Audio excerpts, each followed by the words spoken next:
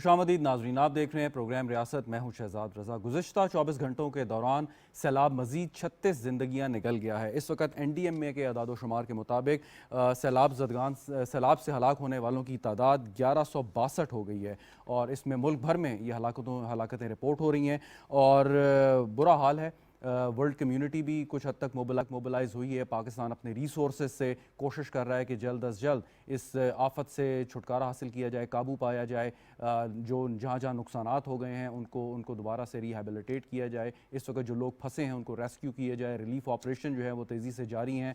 वज़ीर आज़म ने आज भी खैबर पख्तूनख्वा के मुख्तलिफ इलाकों का दौरा किया और 10 अरब रुपए की ग्रांट का अनाउंसमेंट भी की। इसके साथ साथ बाकी भी सियासी रहनुमा मुख्तलिफ इलाकों में हमें नज़र आ रहे हैं इस वक्त, और बड़ा अनप्रेसिडेंटेड है ये पाकिस्तान की तारीख में ये जो सैलाब आया है। इसकी वजह हम अक्सर बात करते हैं कि क्या वजह है कि हम तैयार नहीं थे, हमारे पास डैम्स नहीं थे इतनी बड़ी तादाद और इतने बड़े डैम्स के हम ये सैलाबी पानी से जो नुकसान हुआ उसको कम कर सकते। और ग्लोबल वार्मिंग या क्लाइमेट चेंज जिस पे कहा जाता है कि पाकिस्तान 7वां सबसे ज़्यादा मुतासरा मुल्क है, जबकि पाकिस्तान का जो कार्बन डाइऑक्साइड और ग्रीन हाउस गैसेज हैं इसका अखराज जो है पाकिस्तान का जो शेयर है वो 1% से भी कम है। मतलब पाकिस्तान कंट्रीब्यूट यकीनन कुछ भी नहीं करता, लेकिन उसका सबसे ज़्यादा नुकसान पाकिस्तान और उसके जैसे दूसरे ममालिक उठाते हैं। इससे कैसे बचा जा सकता है? क्योंकि आपके पास कोई कंट्रोल नहीं है, आप सिर्फ उनसे दरख्वास्त कर सकते हैं। अगरचा बैनुल-अक़वामी सतह पर बहुत सारे एग्रीमेंट्स जो हैं वो साइन हुए, क्योटो प्रोटोकॉल हुआ पहले, उसके बाद पेरिस एग्रीमेंट हुआ जिस पर काफ़ी सियासत भी हुई। अमेरिका जो डोनाल्ड ट्रंप के दौर में उसमें से निकल गया और जो बाइडन जब सदर बने तो उन्होंने दोबारा अमेरिका ने इसमें शमूलियत इख्तियार की। जो अभी तक करार दिया जा रहा है कि अगर उस पर अमल सही तौर पर किया गया तो हम काफ़ी हद तक ये जो मौसमियाती तब्दीलियाँ हैं, क्लाइमेट चेंजेस पर काबू पा सकते हैं। इस पर हमने दावत दी है आज 2 मेहमानों को जो UK में मौजूद हैं। मुझे ज्वाइन कर रही हैं Claudia web, member UK parliament हैं, और मेरे साथ मौजूद हैं लॉरी लैंगटन, ये पॉलिसी रिसर्चर हैं इन्वायरमेंट पे और अवार्ड विनिंग ऑथर भी हैं। इनसे भी हम बात करते हैं। Thank you very much miss Claudia Webb and mister Laurie Langton for joining us in the show. First of all I come to you miss Webb. I was discussing and sharing the information and so far devastation because of the flood. Recently, I read your tweet, and in which you spoke very well, and you basically expressed, I mean, between the lines, you expressed your disappointment the way the world community should have been mobilized, and UN Secretary General also appealed for the aid from throughout the world. My question is, you think that the world leaders are not forthcoming to help the countries like Pakistan in this our crisis? Well, I think that not enough is being done. What has happened to Pakistan is devastating, and it's so horrific to see and to hear communities in my own constituency of Leicester East talk about how it's impacting their families and how they're seeing the devastation and the loss on their very screens. It is heartbreaking. The world needs to wake up to what is happening in Pakistan. Pakistan contributes less than 1% to global emissions that is affecting climate change, yet amongst the 10 worst countries affected by climate change. Countries like Pakistan, alongside countries like Sudan and so on, Somalia, Sudan, Kenya, all at risk of climate change. We are seeing that devastation now. Yeah. We're not talking about climate change for tomorrow, we're talking about it for today. And I think the world, the global north, if you like, the Western countries need to wake up to the reality. Exactly. One question. In one of your tweets, you talk about imposing a global wealth tax. You think that Paris Agreement is not a complete document, so that's why the situation forced you to write those lines and demanded that a global wealth tax should be imposed on those, developed countries. Well, in reality, the developed countries, the Western countries largely have contributed most to climate devastation. We're seeing that devastation now as we're watching what's happening in Pakistan. There's not enough being done to contribute, build up the mitigations and defences that are necessary, and to reduce fossil fuel take-up. We are consuming as though there is no tomorrow in terms of fossil fuels, and we're not doing enough to help countries like Pakistan. I am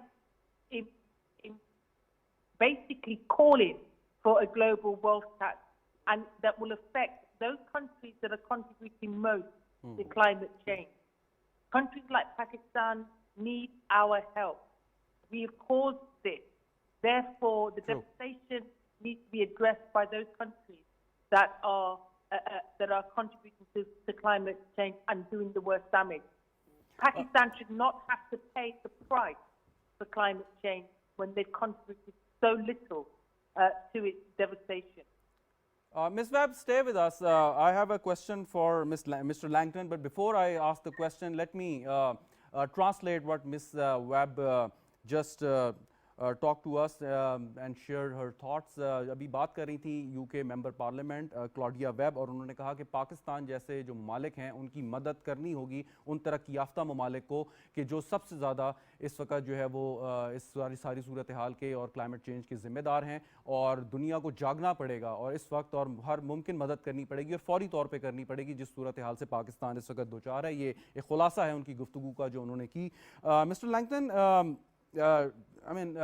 taking this point forward, which Ms. Webb just mentioned about the imposition of global wealth tax, you think that the global powers like Russia, America, China, if you add India, they would be agreeing to this proposal? It's really difficult because there was so much politics surrounding the Paris Agreement as well.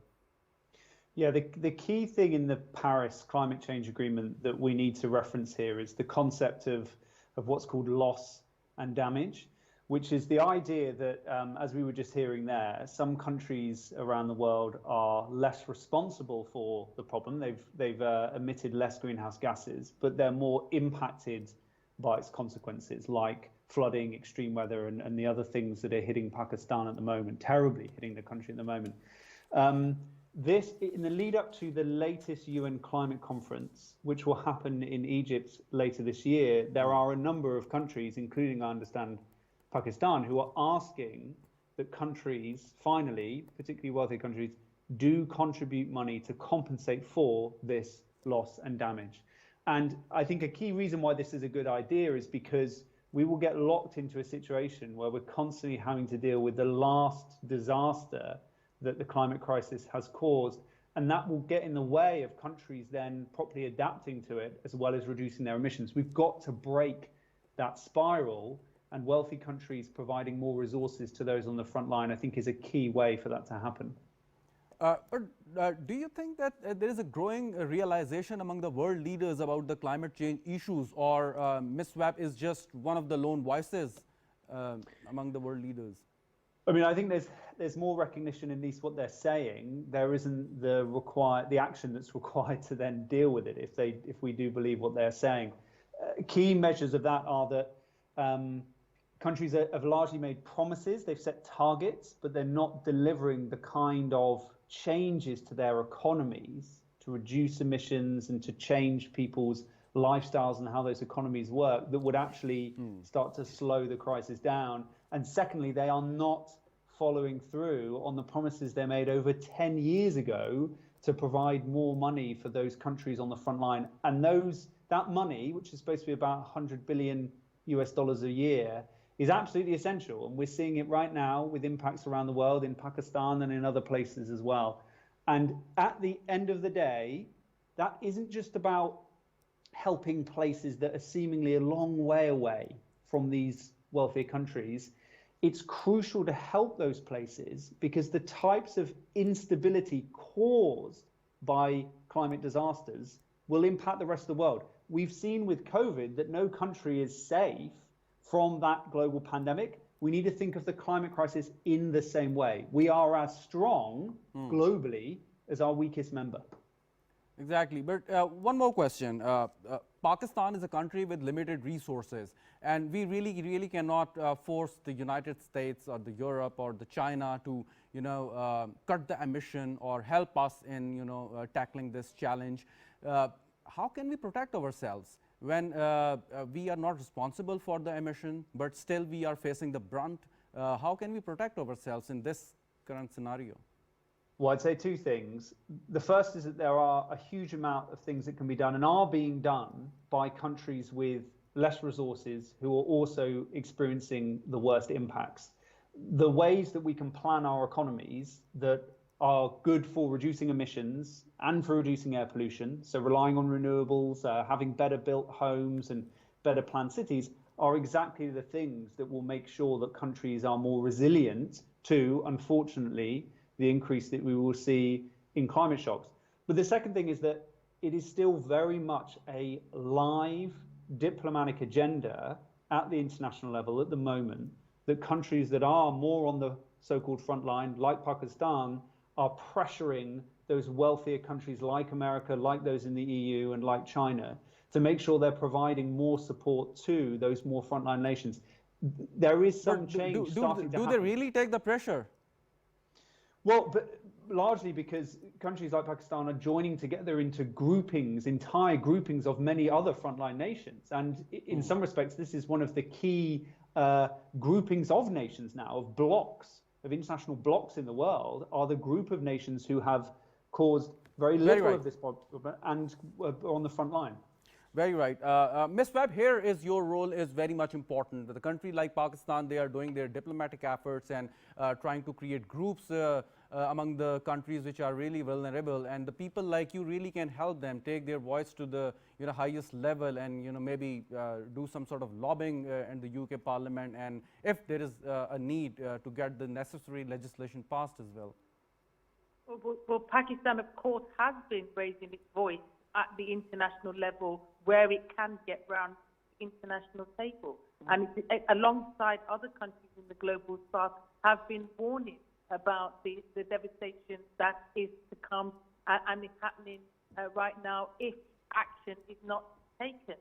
And the problem that we have is that countries in the global north, the Western countries, are very good at talking, but are not very good at the action, because there is an over-reliance on fossil fuels, and there is an over-reliance on building an economy based on profit.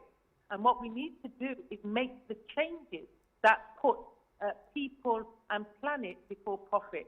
And that's the kind of politics that we need to see in Western countries, and we need that change to happen now. Right now, the devastation that hit Pakistan means that Pakistan is calling for aid, and it needs that aid pretty fast, pretty quick, to address the loss of life and livelihood that is devastating the country right now. But in the initial, Ms. Webb, sorry to cut you, but the initial estimates the government of Pakistan just shared with us, it's that we may have suffered the loss of around $10 billion. But so far, the world community is really not forthcoming, although they are helping us, but what we got or the pledges we received is maybe less than $1 billion. Exactly, but that is not enough, and what is needed is more. So it is absolutely correct that, in a sense, what is happening is the community on the ground, the international aid organizations are working hard. Here in Leicester, for example, we're working with Islamic Relief to try and build the kind of resources that are necessary to try to help. But we do need the countries to put forward more resources than they're currently doing. They're not putting forward the resources that match the need that is necessary. But going forward in the long term, we need the adaptations that are necessary so that countries can be protected. And equally, we need countries to reduce to zero their reliance on fossil fuels, that which is affecting climate change so badly. We have had two songs where companies, big polluters, big companies, have lobbied government for their benefit and for their own reliance on profit. They have done so to deny climate change. We can no longer deny climate change. We have to recognize that there is a real problem now. And those lobbying companies must be put aside, and instead we must have the innovation that come forward towards taking our reliance away from fossil fuels into... Ms. Webb, one last question. I know that you have a very busy schedule. One last question. You must have seen the videos from the flood-hit areas of Pakistan, that how flood wiped out the villages from face of the earth. What was your first reaction when you saw those videos? Well, I was shocked and horrified, and for communities in the diaspora here in Leicester and across the UK, the Pakistan communities were horrified and shocked and hurt, and everybody was crying for Pakistan. We are on the ground raising funds and supporting the relief agencies. We are, but that is not enough. Countries need to act. They need to rise to the occasion. The aid is necessary. 10 billion is what is called for, and 10 billion Pakistan must have to rebuild. Lives and livelihoods must not be lost like this. Pakistan is a great farming community. People are relying on the crops and relying on the livelihoods and relying on their farms. Their farms are underwater right now, and we have to do everything possible in whatever way we can, in Parliament, outside of Parliament, on the ground, to help Pakistan right now. But we can't keep firefighting like this. We have to understand that the countries like Pakistan, Sudan, Somalia, Malawi, all of these countries are at risk because of what we do in countries like the UK, the US, and so on. We have to change, and we have to change now, and we have to right now ensure that Pakistan has the aid that it needs to lift itself out of this crisis. Well, thank you very much, Ms. Webb, for your time and your valuable suggestions and your great sentiments you expressed for the people of Pakistan. Mr. Langton, I have a question for you, but I have to take a very short break, and later on I'll ask the question. नाज़रीन, वक्फा लेंगे, वक्फे दोबारा हाजिर होंगे, लेकिन अभी तक जो बात की हमारे साथ मौजूद थी Claudia web, member UK parliament, उन्होंने कहा कि पाकिस्तान और दीगर ऐसे ममालिक शदीद ख़तरात की जद में हैं, और उन्होंने अपने मुल्क का नाम भी लेते हुए कहा कि यूके जैसे ममालिक जो हैं कि जिनका एक बहुत बड़ा इसमें शेयर है क्लाइमेट चेंज में और ग्लोबल वार्मिंग में, उनको चाहिए इस वक्त कि वो रियलाइज़ करें, आंखें खोलें, दिस इज़ द टाइम, और पाकिस्तान जैसे ममालिक की मदद करें। वक्फा लेते हैं, वक्फे के बाद गुफ्तगू जारी रहेगी, साथ रहिएगा।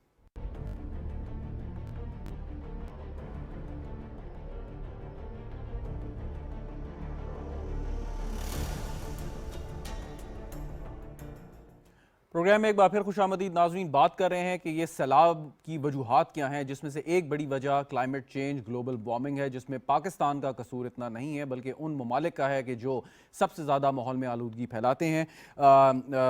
मेरे साथ Laurie Leburn Langton, award winning environment policy researcher, मेरे साथ ब्रेक से पहले भी मौजूद थे, अभी भी मौजूद हैं, और हमें वक्फे के बाद ज्वाइन किया है डॉक्टर फरजाना अल्ताफ़ साहिबा ने, DG हैं एनवायरनमेंट प्रोटेक्शन एजेंसी की। बहुत शुक्रिया डॉक्टर साहिबा आपका। डॉक्टर इफ्तिखार अहमद साहब भी हमारे साथ मौजूद हैं, लॉर्ड स्टूडियो से, एनवायरमेंटलिस्ट हैं और इन इशूज़ पे खासी दस्तरस भी रखते हैं और बात भी करते रहते हैं। आप दोनों हजरात और खातूनों हजरात से पास आने से पहले मैं ज़रा जो हमारे UK में मेहमान मौजूद हैं उनसे सवाल करना चाहूँगा। Mister Langton, one question that we've seen this erratic behavior of the weather in the recent years, like the heat wave in Europe, now floods in Pakistan. Where do you see the world or the country like Pakistan, the region like the South Asia in the next 5 to 10 years? I mean, do we receive more such challenges in the future or no? Yes, the climate crisis will make already bad things or extreme things more extreme. So changes in rainfall, potential impacts on the monsoon over the medium to more longer term, more heat extremes, and so on. Think of the weather like a dice. On a given day, you roll the dice, you get different types of weather. The climate crisis loads that dice towards more extreme outcomes. So yes, as time goes on and the crisis continues to get worse and action of the scale that's needed continues to not be taken, we could expect worse things to occur. Yeah, and one thing, In Pakistan, we have this natural water channels, but at some places we have seen the encroachments that they literally covered the riverbed and blocked the way of water, and especially in the hilly mountainous areas like Kalam and Swat, where we have seen the devastations because the constructions, they are very close to the river. What does your research say that how should and how could we protect these natural waterways, the path, the channels? But basically, in general, everything in countries around the world now has to be modified, even replanned, to deal with the new world that is being created by the climate crisis. The global temperature rise that we're seeing is pushing the world into a state that human beings haven't lived in before, let alone societies have existed. So your example, other examples are instances of where we need to change how we have built things, how roads work, the vehicles we're using, how houses are constructed and so on, to do two things: to make sure they're used to the new extremes, right, and also to reduce emissions so that we don't get even more greater extremes. Very right, very right. Mr. Langdon, please stay with us. We have DG Environment Protection Agency of Pakistan, doctor Farzana Altaf. Doctor صاحبہ, ابھی یہ جو گفتگو ہو رہی تھی اور ابھی یہ جو پالیسی ریسرچر ہیں لوری لینگٹن یہ بات کر رہے تھے کہ اب پوری کی پوری اپروچ تبدیل کرنی پڑے گی. جیسے زلزلے کے بعد ہماری ایک اپروچ تھی اور ہم نے کوشش کی کہ ایسے گھر بنائے جائیں جو بعد میں کسی ایسے نقصان کی زد میں نہ آ سکیں. سو اب تو بہت بڑا کام ہے اور آپ کی ایجنسی کا کام ہے کہ جنہوں نے ایک پالیسی دینی ہے اور اس کو امپلیمنٹ کرنا ہے وفاقی اور صوبائی حکومتوں نے. تو آپ کے پاس پہلے سے کوئی ایسی چیز ہے یا نئے سرے سے آپ کو کچھ تیار کرنا پڑے گا؟ First of all Shahzad, thank you so much آپ کا اس پروگرام میں انوائٹ کرنے کا. اور میں سمجھتی ہوں کہ جو what Laurie has said, I agreed with his comments and statement. اور جو ہم بات کر رہے ہیں کہ پاکستان میں اس وقت ہم جس ڈیزاسٹر کو فیس کر رہے ہیں, یہاں پہ تھوڑی سی ایک چیز واقعی ہمیں انڈرسٹینڈ کرنے کی ضرورت ہے کہ جو ارتھ کوئک کا ڈیزاسٹر ہوتا ہے وہ ڈفرینٹ اسپیکٹ کا ہے, لیکن جو کلائمیٹک کنڈیشنز کی وجہ سے جو ڈیزاسٹر آ رہے ہیں ان کی انٹینسٹی, نیچر اور ڈیوریشن ٹوٹلی ڈفرینٹ ہے. ارتھ کوئک کا اگر ڈیزاسٹر کی ہم بات کریں تو وہ ایک دفعہ ارتھ کوئک آیا کچھ ریکٹر اسکیل پہ, جیسے آج بھی پاکستان میں ایک مائنر لیول کے کچھ فیل ہوئے ہیں ارتھ جولٹس. وہ اسمال کوانٹٹی کی اور ون ٹائم ایپیسوڈ ہوتا ہے, اس کے بعد اس کو ہم نے ٹوٹلی ڈیزاسٹر کو مینج کرنا ہوتا ہے.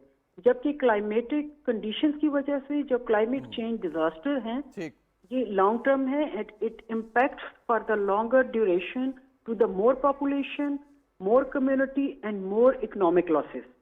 تو اس کے لحاظ سے جو ہم نے آج سے بہت عرصہ پہلے ministry of climate change Pakistan میں ایک انیشیٹو لے لیا تھا, میں سمجھتی ہوں کہ آج شاید ہم اس پہ کسی حد تک پرپیئرڈ ہیں, not fully but to some extent we are prepared. Second, جو ہماری کلائمیٹ چینج پالیسی 2012 ہے اس میں آلریڈی ہم نے کچھ ایریاز آئیڈینٹیفائی کیے ہوئے تھے. پھر اس کا implementation framework of the climate change policy 2012 اگر آپ دیکھیں تو we have identified the area where we need the mitigation and where we need the adaptation. Now this is the time کہ جب actually we have come across a very strong episode of the climate change in the form of the flooding. اور یہ ultimately single episode نہیں ہے صرف fielding کا, یہ result کر رہا ہے ہماری کنسٹرکشن ڈیواسٹیشن کو. اس میں ہماری ایگریکلچر ڈیمیج ہو چکی ہے, ہماری فوڈ سیکورٹی جنریٹ ہو چکی ہے. وی آر ناٹ اویئر کہ ہماری وہ لینڈ جو افیکٹ ہوئی ہے اس وقت فلڈ سے, اس میں کتنے عرصے کے بعد ہم کلٹیویشن کر سکیں گے, ہماری کراپ گروئنگ کے لیے وہ زمین کتنے عرصے بعد تیار ہوگی. اس میں ہمارا ڈرنکنگ واٹر کے جو اس وقت ایشوز ارائز ہوں گے. Our entire water resources in that area for drinking purpose are contaminated. Doctor صاحبہ جی میں واپس آتا ہوں ذرا. ڈاکٹر افتخار احمد صاحب بھی ہمارے ساتھ لاہور سے موجود ہیں, کافی دیر سے ویٹ بھی کر رہے ہیں. ڈاکٹر صاحب پہلے تو معذرت اتنی دیر آپ کو انتظار کرنا پڑا. سوال میرا یہ کہ ابھی جو گفتگو ہے کچھ ایسے ورلڈ لیڈرز ہیں جیسے مس کلاڈیا ویب نے بات کی کہ وہ بات کر رہی ہیں اپنی حکومت کے خلاف بھی بات کر رہی ہیں, یا لوری ہیں, لوری نے جس طریقے سے سمجھایا کہ کیا ہمیں کرنا ہے, کس طریقے سے ویک اپ کال چاہیے اس وقت. تو جو بڑے ممالک ہیں اور جن کی معیشتیں مضبوط ہیں اور جن کا انحصار ہی سارا یہ فاسل فیول پہ ہے, آپ کے خیال میں کیا وہ پاکستان جیسے ممالک کی بات مان لیں گے, سن لیں گے, کیا اتنی ریئلائزیشن ہوگی اس میں؟ ابھی تک کوئی نظر تو نہیں آیا ہمیں. پھر ہم اپنے آپ کو کیسے بچائیں جب ایک ورلڈ لیول پہ اس کی ریئلائزیشن نہیں ہے؟ بچانا تو ہم نے ہے. ڈاکٹر صاحب.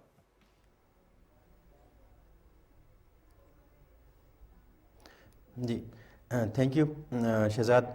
پہلے تو میں یہ کہنا چاہوں گا کہ دیکھیں اس کو پہلے انڈرسٹینڈ کریں. پاکستان جو ہے وہ میں 2007 سے 9 تک گرین ہاؤس گیس کا ٹیکنیکل ایڈوائزر تھا مونٹریل پروٹوکول کا. ہم اس وقت کمپلائنس میں تھے, ہم ماڈل کنٹری تھے اس ریجن میں, ہم نے کمپلائنس کی ہے.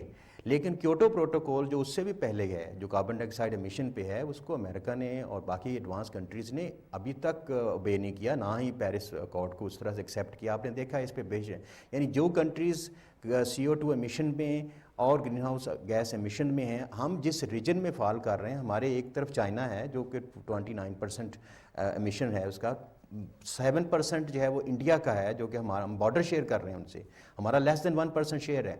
تو آپ اس سے اندازہ کریں کہ ہم ایک ویلی میں ہیں جہاں پہ ہمارے رائٹ اور لیفٹ پہ دونوں طرف جو ہیں وہ ایسے ڈرفٹ ہیں, پریشر ہیں, تھریٹ ہیں جو ہمارے ہیٹ ویوز بھی جنریٹ کر رہی ہیں, کیونکہ اب ہیٹ ٹریپنگ پوٹینشیل بڑھ جاتا ہے, پھر کلائمیٹ چینج کی وجہ سے کلاؤڈ برسٹنگ اور ہمارے گلیشیئر برسٹنگ ہو رہی ہے. اب امپورٹنٹ چیز یہ ہے کہ جو ہمارے انٹرنیشنل کنونشن کے نتیجے میں جو ہمیں سپورٹ مل رہی ہے وہ بالکل اونٹ کے منہ میں زیرے کے برابر ہے. پھر دوسری سب سے بڑی بات کہ وہ ٹرانسلیٹ نہیں ہو رہی. دیکھیں ہمیں جو بھی انٹرنیشنل ڈونرز کے ذریعے یا انٹرنیشنل کمیونٹی کے ذریعے جو ایڈ ملنی چاہیے, اس وقت ہم regional conflict and peace aid سے کہیں زیادہ چلے گئے ہیں ہماری جو انوائرمنٹل تھریٹ ہے اس سے. تو اس کو فورکاسٹنگ میں استعمال ہونا چاہیے, فورکاسٹنگ کا میکانزم بننا چاہیے. دیکھیں گلیشیئر برسٹ ہوتا ہے, اس کی فورکاسٹنگ ہو سکتی ہے. مارچ جو ہے اس سال بھی مارچ ہمارا زیادہ ہاٹ تھا, ہیٹ ویو بڑی کلیئر تھی کہ اس وقت ہم 4 ڈگری سینٹی گریڈ اپ تھے جو نارمل ہے. گلوبل جو انڈیکس ہے آپ کی ہیٹ ویوز کا وہ 2 ڈگری سیلسیس ہے. تو ہم دیکھیں کہ کتنا تھے آگے ہیں. تو ہمیں تو مارچ میں پتہ چل جانا چاہیے تھا کہ ہمارے جو ہے وہ ڈیم بھی برسٹ ہونے ہیں, کلاؤڈ برسٹنگ بھی ہونی ہے اور گلیشیئر برسٹنگ بھی ہونی ہے, اور اس کی وجہ سے ہم اس کو سنبھال نہیں پائیں گے. لیکن ہمارے پاس اس کا جو میپنگ میکانزم ہے جو کہ ٹیکنیکل میٹر ہے, یہ ویدر ڈیٹا مائننگ کی بات ہو رہی ہے, یہ ایڈمنسٹریشن کی بات نہیں ہو رہی. ڈاکٹر صاحب کچھ دن پہلے ڈی جی میٹ آفس ہمارے ساتھ شو میں موجود تھے, ان سے ہم نے سوال کیا, انہوں نے کہا جی کہ ہم نے 25% 25% زیادہ رین فال کی پریڈکشن کی تھی ان دس مونسون سیزن, بٹ ایکچولی جو ہوا دیٹ واز مور دین 300%. تو یہ اتنا ڈفرنس کیسے ہے کہ مطلب 25% کی آپ کی پریڈکشن ہے and what you received is like 300% of rainfall, more than like previous years. Doctor صاحب. جی یہ دیکھیں ہیٹ ویو جو ہے جب ہیٹ ویو آتی ہے تو آپ کا جو واٹر انٹیک ہے, جو ماسچر انٹیک ہے وہ انکریز ہو جاتا ہے. اب ظاہر ہے وہ اس کی وجہ سے کلاؤڈ برسٹنگ ہوتی ہے. تو ٹمپریچر کا جو رائز ہے وہ تقریباً 6% جو ہے وہ ہمارا اس وقت 2021 کی نسبت 2022 میں زیادہ امیشن تھی CO2 کی بھی. تو جو ہیٹ کو ٹریپ کرنے کا پوٹینشیل ہے آپ سمجھیں کہ ہمارا 6% زیادہ تھا پچھلی کی نسبت. تو اس نے زیادہ واٹر انٹیک کیا ویدر سسٹم نے, اور کنویکشن ہوئی ہے ہیٹ کی, زیادہ بارشیں ہوئی ہیں. لیکن صرف بارشوں کی وجہ سے نہیں ہے, یہ گلیشیئر کا جو میلٹنگ ہے وہ بھی زیادہ ہے. پاکستان دنیا کے واحد ملک ہے جس میں آفٹر پول ادر دین پول ساؤتھ اور نارتھ پول کے بعد 7000 کے قریب گلیشیئر ہیں. ہم سب سے زیادہ گلیشیئر رکھنے والی کنٹری ہیں, اور ہمارے گلیشیئر جو ہیں وہ ایکسپوزڈ ہیں, ان کے سرفیس ایریا زیادہ ہے. جتنا سرفیس ایریا زیادہ ہوگا گلیشیئرز کا اتنی ہیٹ ابزارب کریں گے. ڈاکٹر صاحب آپ یہ بڑی امپورٹنٹ بات ہے, میں چاہوں گا ذرا لوری سے اس کے اوپر بات کر لوں, میں پھر واپس آپ کی جانب آتا ہوں. Doctor Iftikhar Sahab, mister Langton, doctor Iftikhar is a known environmentalist in Pakistan. He was just talking about the number of glaciers in Pakistan. We have like over 7,000 glaciers. That is the highest number outside the Arctic region, and but all of our glaciers are exposed to this global warming and climate change threats. I would like you to make a comment on this, and Pakistan being a most vulnerable country, and what should we do? Should we stop implementing our international obligation? Should we stop paying our debt? And developed countries, they must realize that Pakistan is a poor country, and in this hour of crisis, when you are responsible for the damages that we are facing here at the moment, so if they are not forthcoming, then what exactly should Pakistan do to those countries? I think that there is a huge opportunity at the UN climate change summit this year in Egypt to be pushing and applying more pressure than there has been for a while. Two things have basically happened. One is that there have been worse disasters like the tragedy that's being visited on Pakistan right now that have created further focus for those who are arguing that there needs to be support to nations who are on the front line. And the second thing is that within wealthier nations, global north nations, there are now increasingly developed political movements that are saying this as well in their domestic situation. So in Britain, in America, in other countries around the world, there are now what are often called climate justice political movements there that are beginning to apply even more pressure to domestic politicians. So there's a growing opportunity for countries like Pakistan to be pushing in those kind of directions.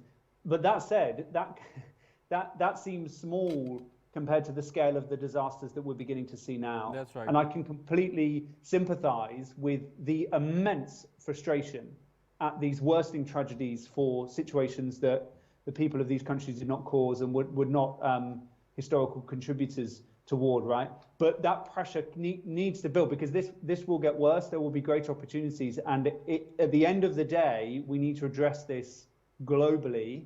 And I can only just hope that more pressure is applied to people in the global north. There are many of us in countries like the UK and the US who are trying our best in our domestic situation to champion those views. Yeah. Doctor साहिबा, doctor Farzana Altaf साहिबा, ये हमें वक्त कितना लगेगा? अभी जैसे बात कर रहे थे लॉरी कि अभी तो खैर रेस्क्यू और रिलीफ ऑपरेशन चल रहा है, लेकिन जब रिहैबिलिटेशन की तरफ आना है कि खेत आपके ख़त्म हो गए हैं, देहात सफ़ास्ती से मिट गए हैं, कितना वक्त लगेगा हमें वापस आते हुए? और आप अभी बात खुद भी कर रही थी, डॉक्टर साहब भी कर रहे थे कि ये this is not the and. अगर यही हाल रहा तो अगले आने वाले सालों में भी हम बहुत ख़तरनाक सूरत हाल देख सकते हैं. इसमें एक तो रिहेबिलिटेशन की जहाँ तक हम बात करते हैं, तो रिहेबिलिटेशन इतना आसान काम नहीं है, और स्पेशली इस सिचुएशन में जहाँ हम कह रहे हैं कि हमारा तकरीबन 70 से 80% जो है वो इससे मुतासर हो चुका है, जो कि हमारी मोस्टली एग्रीकल्चर लैंड है. इसमें हमें 3-4 लेवल की रिहेबिलिटेशन चाहिए. सबसे पहले कि हमारी रिकंस्ट्रक्शन, लोगों को वापस अपने घरों में आबाद करना, उसके बाद उनकी लाइवलीहुड जो टोटली एग्रीकल्चर और लाइफ स्टॉक पे डिपेंडेंट थी, उसकी रिहेबिलिटेशन में कितना टाइम लगेगा, और उन लोगों की इकोनॉमिक कंडीशन इस कदर डिटोरेट हो चुकी हैं कि उनको रिहेबिलिटेट करने के लिए मैं समझती हूँ कि ये 1 साल भी ना काफ़ी है.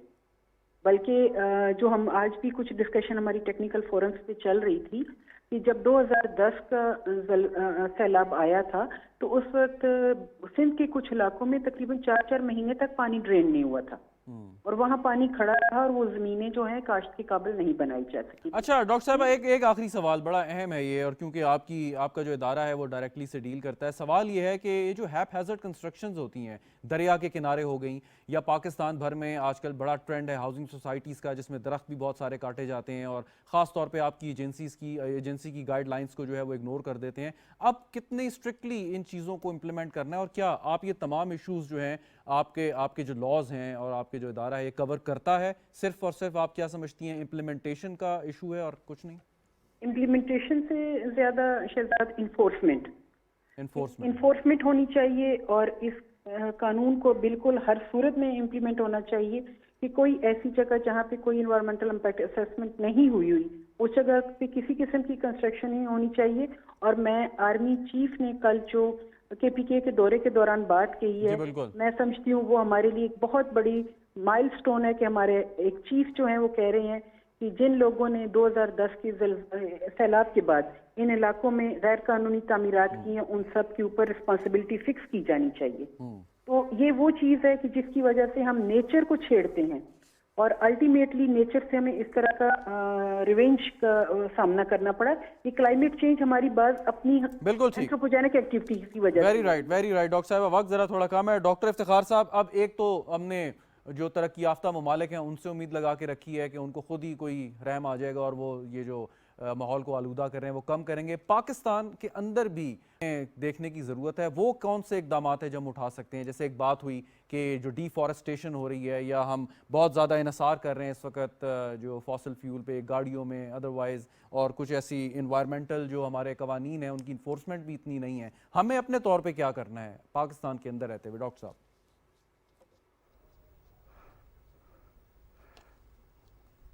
جی دیکھیں اس میں پہلی بات تو یہ ہے کہ آپ کے پاس ڈیٹا اویلیبل ہو، آپ کی میپنگ ہو. ہم نے ریسنٹلی میں یونیورسٹی میں اور آئی ٹی یونیورسٹی جو فخریم ٹاور لاہور کیا، ہم نے پروجیکٹ دیے ہیں جو کہ باؤنس ہو گئے. ہم نے کہا جی ہم لاہور سٹی کی جو ہیٹ ویو میپنگ ہے اس کو کریں. ہمیں پتہ ہونا چاہیے کہ کون سے ریجن ہیں جو ہیٹ ٹریپ کریں گے، اور یہ نیشنل لیول پہ ہونا چاہیے، کنٹری لیول پہ ہونا چاہیے. ہمارے پاس کوئی انفراسٹرکچر نہیں ہے کہ ہم دیکھ لیں گے. آپ جب تک آپ ہیٹ کو اسیس نہیں کریں گے، اور وہ ساری جی ایچ جی یا کاربن ڈائی آکسائڈ سے زیادہ جو ہے میتھین ہیٹ کو ٹریپ کر رہی ہے، اور میتھین جو ہے وہ ہمارے کوڑا کرکٹ اور جتنی بھی میونسپل سروسز ہیں ان کی فیلئر کی وجہ سے زیادہ ہے. اور نہ صرف ہمارے اوپر ایک نیبرنگ کنٹریز کا جو CO2 امپیکٹ ہے، جیسے بات ہوئی کہ کاربن ایمیشن جو ہے وہ ہمارے ہمسائے میں بہت زیادہ ہے. We are affected by the Chinese emission, we are affected by the Indian emission which is 7 times more than Pakistan. So how can we must have to get the data to map the entire country where are the hot spots of heat trapping potential, and then we can say okay we have to forecast 6 months before, 1 year before. This is reoccurring phenomena. Next year there will be another pattern maybe. You can see after 2 to 3 years the pattern will be repeating. Balochistan was first ever hit with this spell of rain system and glacier melts and dam burst. So even Peshawar Valley was affected this time. تو last time پہلے یہ اس طرح سے نہیں effect ہوتے. تو یہ pattern 2-4 سال میں ریپیٹ ہوتے ہیں، بدلتے رہتے ہیں. ہمارے پاس جتنے گلیشیئرز ہیں ہمیں بہت الرٹ رہنا پڑے گا، اور اس پہ لارج اسکیل پہ جو واٹر چینلز ہیں ان کو پروٹیکٹ کرنا پڑے گا. جتنی کنسٹرکشن ہو رہی ہے اس میں یہ خیال رکھنا ہوگا. یہ جو انوائرمنٹ پروٹیکشن فیڈرل ایجنسی ہے اس کا ایک 1997 کا ایکٹ ہے، اس کو امپلیمنٹ ہونا چاہیے in spite of 18th amendment. جی صاحبہ ہمارے ساتھ موجود ہیں، وہ امپلیمنٹ یقیناً ہونا چاہیے، اور انہوں نے خود بھی بات کی کہ انفورسمنٹ کا ہے. لیکن پرابلم ہے آفٹر دا 18th امینڈمنٹ کے یہ جو انفورسمنٹ کے ایشوز ہیں ڈاکٹر صاحب یہ تو صوبوں کے پاس ہیں. اب صوبائی حکومتوں کی بھی یہ ذمہ داری ہے. وقت تھوڑا ہے ڈاکٹر صاحب، سوری، ورنہ اور مزید اس پہ بات کرتے ہیں. Mister Langton, one last question. How important it is for the country like Pakistan to have big dams, because there is a lot of politics in Pakistan of constructing new big dams. There is a sizable number of people who are supporting the construction of big dams, but there are people who have their own political motives who say that these dams are not in the political interest of the people of Pakistan. What is your take on this? It depends if the construction of the dams are both aware of how issues of water scarcity are also about the efficiency of use of water and how much is being wasted and so on. Often I find in other countries some of those issues aren't addressed, but I don't know the specifics in Pakistan. The second thing is to understand that as these conditions worsen into the future, hopefully less worse because more action will be taken as time goes on globally, we need to make sure that we are working cooperatively to deal with water resources. And there are, of course, parts of the world that are particularly water stressed, where a range of countries are reliant on similar sources of water. As we get into a worse situation in the future, we need to make sure that we're more cooperative over a situation that can actually send us into a more competitive type of a approach. It has to be cooperative because at the end of the day, these are issues, the issues created by the climate crisis, we can only survive them if we work better together. Right. Doctor Sahiba final question doctor Farzana Altaf Sahiba کہ یہ جو dams کی بات ہو رہی ہے اس وقت کہ اگر ڈیمز ہوتے تو شاید اتنی تباہی نہ آتی، میٹیگیٹ ہو جاتا، کم ہو جاتا، انٹینسٹی کم ہو جاتی. تو آپ کے خیال میں یہ ہمیں چاہیے بڑے ڈیم بنانا پاکستان میں، اور اس پہ جو بھی سیاسی مخالفتیں ہیں ان کو حل کرنا چاہیے یا نہیں؟ میں اس میں ایک بات تو جو ابھی آپ نے پہلے کی تھی کہ 18 امینڈمنٹ کے بعد امپلیمنٹیشن کے ایشوز ہیں، اس میں بھی میں کہوں گی آپ اس وقت دیکھیں کہ اس سیلاب کو نہیں پتا تھا کہ 18 امینڈمنٹ ہوئی ہے کہ نہیں ہوئی ہے. पूरा मुल्क जो है वो मुतासर हुआ है और सब मिल के काम कर रहे हैं। इसी तरीके से ये डैम की जो बात है, तो देखिए कुदरत ने भी जगह जगह जमीन के ऊपर जखीरे पानी के बना रखे हैं, तो वो हमारे लिए एक मिसाल है, हमारे दीन के अंदर मौजूद है। इसी तरीके से अगर हम जो ये पानी आता है इनके स्टोरेज का सिस्टम डेवलप कर लेंगे तो बहुत जगहों पे डाउन स्ट्रीम जो हमारा फ्लड बढ़ता जाता है वो कम हो सकता है, और जो पहाड़ों से हमारा वाटरशेड मैनेजमेंट सिस्टम के थ्रू पानी आता है वो उसको कैप्चर हम कर सकते हैं। बहुत शुक्रिया आपका डॉक्टर डैम फरजाना बनाना अल्ताफ साहिबा, एक हमारे जो साथ है- आप मौजूद थी। माजरत वक्त खत्म हो गया। थैंक यू सो मच, आपने हमें ज्वाइन किया। डॉक्टर इफ्तिखार साहब, आपका भी बहुत शुक्रिया। Laurie Langton, thank you so much for sparing time for us, आपका भी बहुत शुक्रिया। नाज़रीन, गुफ्तगू आपने सुनी। क्लाइमेट चेंज एक ऐसा इशू है, ऐसा थ्रेट है जिसमें पाकिस्तान का तो कसूर इतना नहीं है, लेकिन सबसे ज़्यादा मुतासर पाकिस्तान जैसे ममालिक हैं। और अब बहुत सारे ऐसे लॉबिंग्स हैं, बहुत सारी ऐसे पार्लियामेंटेरियंस हैं, दुनिया भर की पार्लियामेंट्स में लॉरी जैसे लोग मौजूद हैं कि जो बात कर रहे हैं इस पे, लेकिन असल रियलाइजेशन होनी है उन बड़े बड़े दारुल हुकूमतों में कि जो कसूरवार हैं इसमें, और हम जो इस वक्त फेस कर रहे हैं इसमें यकीनन हमारी भी कोताहियाँ ज़रूर होंगी, लेकिन इसमें कुछ ऐसी चीज़ें यकीनन शामिल हैं कि जिसका हमारे से कोई ताल्लुक़ नहीं, हमारा कसूर नहीं है, लेकिन फिर भी हमारे ऊपर ये सारी आफत नाजिल हो रही है। सो इसके लिए बहुत मेहनत करने की ज़रूरत है, इसके लिए हमें राब्ते बढ़ाने की ज़रूरत है सफारती सतह पर, और यकीनन हमारी हुकूमत इस पर माइंडफुल भी है और काम भी कर रही है। और सबसे ज़्यादा अहम बात जो आपके और मेरे लिए है कि अपने तौर पे हम जो भी हिस्सा डाल सकते हैं कि किस तरीके से क्लाइमेट चेंज में या ग्लोबल वार्मिंग को हम कम कर सकते हैं, कैसे हम माहौल को आलूदा होने से इंडिविजुअली अपनी सतह पर क्या एफर्ट्स कर सकते हैं, और उससे भी पहले कि इस वक्त जो सैलाब ज़दगान हैं, जो इस वक्त फंसे हुए हैं, बेहाल हैं, बेघर हैं, खुले आसमान के नीचे पड़े हैं, उनको हम कैसे फौरी तौर पर रिलीफ पहुंचा सकते हैं और अपना उसमें कितना कंट्रीब्यूशन डाल सकते हैं। प्रोग्राम देखने का शुक्रिया, इजाज़त दीजिए, खुदा हाफिज़।